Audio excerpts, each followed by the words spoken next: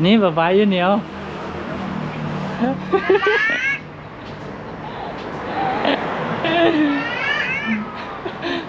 ยูนี่กับยูนี่โทรหากันพี่น้อง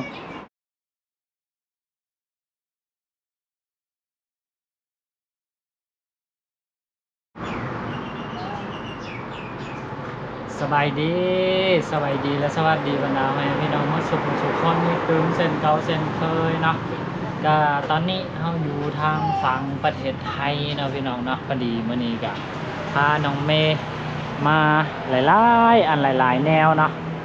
มากวดพามันลีนแล้วก็มาเวียกพอเฮาแดนะก็หลายๆสิ่งหลายๆอย่างพี่น้องแล้วก็อีกอย่างหนึ่งนะที่ขาดบ่ได้ตอนที่ว่าเบาดำกับสาวนี้ได้มีโอกาสเข้ามาทางฝั่งประเทศไทยเนาะก็คือนี่พี่น้องซิมเนาะอันนี้เป็นซิมของทางฝั่งประเทศไทยพี่น้องเนาะเป็นเบอร์ของพวกเฮาก็พวกเฮาก็อยากให้มันถูกตัดนะเนาะตอนที่ว่ามีโอกาสได้มาทางฝั่งไทยจังซี่ก็เลยนี่แหละสิเอาใส่ปลาไว้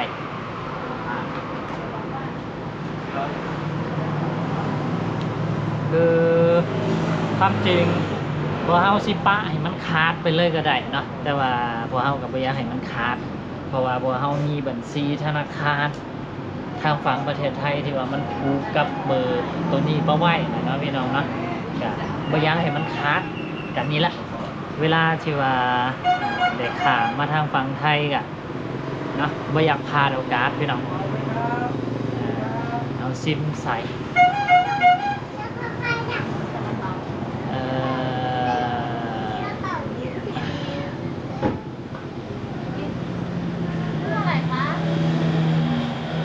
เบิ้งพี่น้องว่าจะมีสัญญาณบอกโอ้นี่ใส่ปุ๊บขึ้นปั๊บเลยพี่น้องโอ้ขึ้นหาจีได้อยู่ทางฟังพี่นะ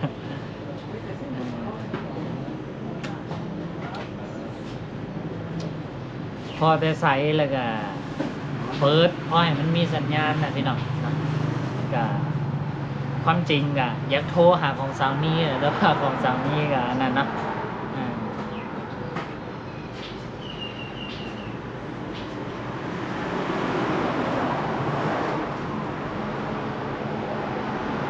นี่แหละนะคือ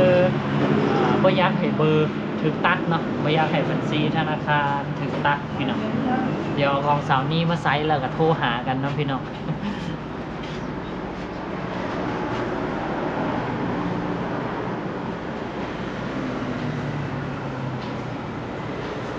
คนนี้คะเอาโทรศัพท์มาไซส์เปิดละล่ากันยันมันชี้อันนั้นเนาะเดี๋ยวเชียวไซส์แล้วก็โทรหาของสาวนี่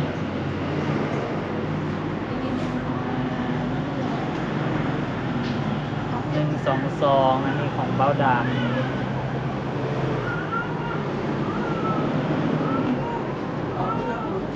เวลามีจำกัดขนาดพี่น้องมือนี้นะคือแบบตอนนี้ก็2 โมงละอีกจังหน่อยพวกเฮาก็สิเดินทางกลับบ้านพวกเฮาแหละ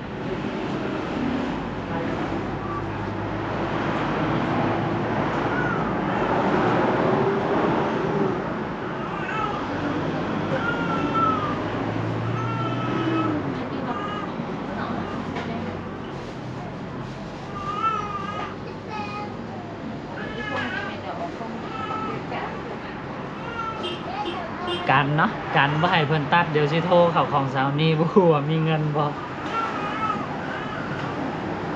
7648221นี่ คุณนี่จ้ะรับสิจ้ะโทรหากันพี่น้อง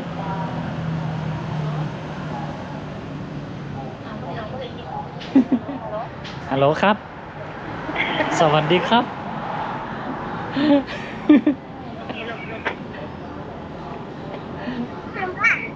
แม่นป๊าป๊า นี่ป๊าป๊าอยู่เหนียว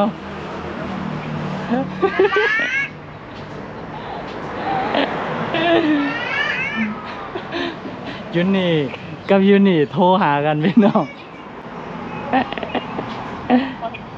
อ่าโทรพอให้เพิ่นฮู้เนาะว่าเบอร์ของเฮายังมีการเคลื่อนไหวอยู่พี่น้องเพราะฉะนั้นนี่อย่างเพิ่นสิตัดนี่โทรกลับมาไหม คือเอาเบอร์ของเฮาโทรเข้าของสาวนี่แล้วก็เอาของสาวนี่โทรเข้าของเฮาคือด้วยความที่ว่าบ่ฮู้อะไรพี่น้องเนาะก็เลยนี่เฮ็ดให้มันคือกับว่าเบอร์ของเฮามันยังมีการเคลื่อนไหวอยู่เพื่อว่าบ่ให้เพิ่นตัดนี่เนาะพี่น้องเนาะคือจังที่บอกไปเบอร์ของเฮาตัวนี้น่ะเป็นเบอร์ที่ว่าบ่มีเงินติเป็นเบอร์ที่ว่าผูกกับบัญชีธนาคารของเฮาน่ะฮะบ่มีเงินเรียบร้อยนะเป็นเบอร์ที่ว่าผูกกับบัญชีธนาคารของเราก็เลยบ่อยากให้เป็นตัดเนาะเพราะว่าเฮาก็ยังอยากได้บัญชีธนาคารทางฝั่งไทยหันป้าไว้นะคือถึงเวลาเฮากลับไปบ้านของเฮานะของสาวนี้อาชิยังบ่ได้ใช้นะแต่ว่าของบ่าวดำก็คือโดนๆก็ยังได้ใช้เทื่อนึงนี่แหละนะเพราะว่าทุกมื้อนี้บ่าวดำผูกบัญชีธนาคารของบ่าวดำเนาะเข้ากับช่องของบ่าวดำเนาะก็คือช่อง YouTube ของบ่าวดำก็คือผูกเข้านำกันเลยเนาะคือทุกมื้อนี่บ่าวดำหับเงินเนาะผ่านบัญชีธนาคารทางฝั่งไทยเนาะจาก YouTube เนี่ยพี่น้องเนาะคือทุกมื้อนี่หับผ่านบัญชีธนาคารทางฝั่งไทยเพราะว่าคันหาว่าหับผ่านบัญชีเงินกีบกับเงินกีบมันค่อนข้างจะเฟ้อนะก็บ่แม่นว่าทุกเดือนดอกพี่น้องเนาะก็2 3 4 5เดือนจนมันรวมฮอดยอดของ YouTube เพิ่นประมาณ100เหรียญก็เฮาจึงได้รับเดือนนึงเนาะเฮาก็เฮ็ดไปเรื่อยๆพี่น้องเนาะเฮาเฮ็ดเวียกไปนำแล้วก็เฮ็ด YouTube เสริมไปนำสิน่ะเนาะก็3-4 เดือนได้เงินเดือนนึงสิก็พอ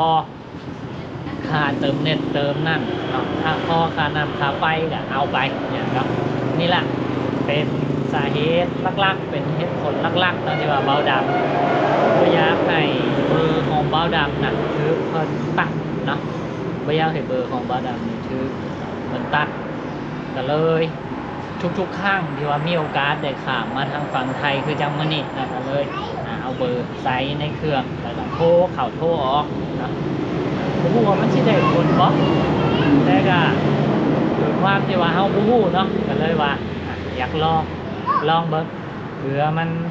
ได้ผลบ่ถูกตัดก็ถือว่าเป็นความโชคดีของเฮาแต่ถ้าหากว่าถึงเพิ่นตัดเฮาก็ชุดความสามารถอยู่หั่นล่ะเนาะบัญชีธนาคารของเฮาต่อไปนี่ก็บ่ฮู้ว่าสิเป็นแนวใดถ้าหากว่าถูกตัดนะเนาะก็ประมาณนี้เนาะพี่น้องเนาะสำหรับ EP นี้ก็สั้นๆพี่น้องเนาะทุกครั้งที่มาทางฝั่งไทยมีโอกาสก็คือเอาเบอร์ไทยของพวกเราเนาะมาเปิดใส่มาโทรเข้าโทรออกพี่น้องต่อให้บ่มีโอกาสได้มาเนาะ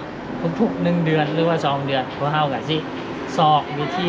หาวิธีเพื่อที่ว่าสิมาอันนี้เนาะมาทางฝั่งไทยให้ได้นะพี่น้องเนาะแต่ประมาณนี้สำหรับ EP นี้ก็พวกเรา 2-3 คนเราต้องขอตัวลาไปแล้วเนาะไว้พบกันใหม่ใน EP ต่อไปนะสำหรับ EP นี้ขอตัวลาไปแล้วเด้อพี่น้องเด้อสบายดีแม่สบายดีเด้อ